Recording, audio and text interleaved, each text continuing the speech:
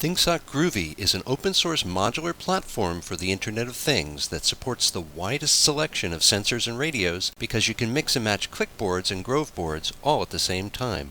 The problem with breadboards is that simple wiring mistakes can cause blown components, and they are tough to transport without falling apart. Making the same weather sensor with thingSoC is a snap. Add the I2C hub to support 4 displays, or stack multiple hubs to support up to 32 displays. Or change from an LCD to an OLED or other display in seconds.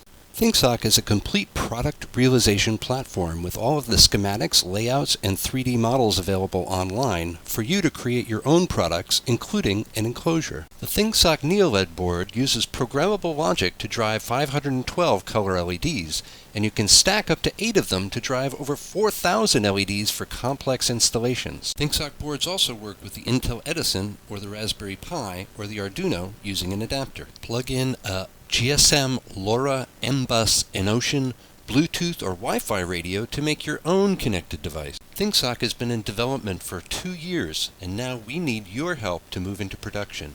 Please support us, spread the word about thingSoC, and tell us what we can help you to create. Thank you.